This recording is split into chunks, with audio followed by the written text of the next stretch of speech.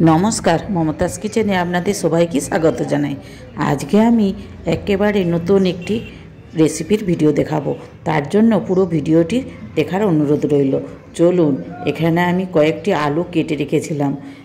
Gas জ্বেলে নিলাম। গ্যাসে কয়েকটি প্যান বসিয়ে দিয়েছি। প্যানের মধ্যে তেল দিয়ে দিলাম। তেল দিয়ে আলুগুলি কেটে ধুয়ে রেখেছিলাম ভালো করে ভেজে নেব। আলুর মধ্যে একটু লবণ ও হলুদও দিয়ে দিয়েছি। আলুগুলো একটু লাল করেই ভেজে নেব। দেখুন কত সুন্দর লাল করে ভাজা হয়ে গেছে। এখন আমি তুলে নিচ্ছি। ওই তেলের মধ্যেই আমি পেঁয়াজকলি কেটে রেখেছিলাম। পেঁয়াজকলিগুলি ভালো করে ভেজে নেব। দেখুন পেঁয়াজকলিগুলো কিন্তু লাল করে ভাজা হয়ে গেছে। এখন আমি পেঁয়াজকলিগুলি তুলে নেব। ওই আলুর সাথেই তুলে নিচ্ছি। পেঁয়াজকলি দিয়ে মাছ রান্না আপনারা তো অনেক রকম করে খেয়েছেন। এটি বিনা মশলায় এত সুন্দর রান্নাটা হয়, একবার হলেও বানাবেন।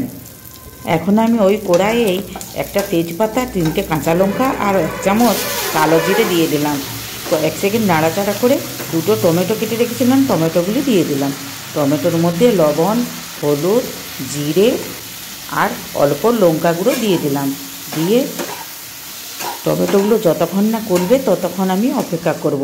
একটু করে ঢাকা দেব আর টমেটোগুলো খুব ভালো করে গলিয়ে নেব। দেখুন টমেটোটা খুব সুন্দর কষানো হয়ে গেছে। এখন আমি ভেজে রাখা আলু আর পেঁয়াজগুলি এর মধ্যে দিয়ে দেব। সব সময় তো তেল মশলা দিয়ে রিচ খাবার ভালো লাগে না, তাই মাঝে মধ্যে যদি এই কম মশলা দিয়ে এইভাবে মাছ রান্না করেন, খেতে কিন্তু খুব ভালোই লাগে। আমি যেভাবে করছি সেইভাবে একবার হলেও আপনারা বানাবেন।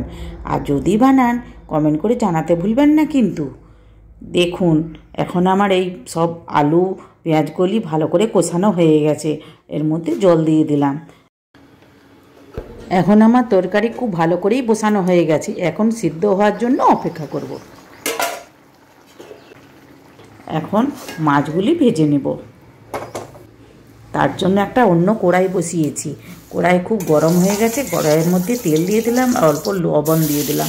মাছ ভাজার সময় তেলের মধ্যে যদি অল্প লবণ দিয়ে দেন না, তাহলে মাছ ভাঙবেও না আর খুব সহজেই উল্টানো যাবে। দেখুন আমার মাছ ভাজাগুলি হয়ে গেছে। এখন যে তরকারিটি করে রেখেছিলাম ওইটি সেদ্ধও হয়ে গেছে। ওইটি এই মাছের মধ্যে দিয়ে দেব। দিয়ে ভালো করে ফুটিয়ে নেব।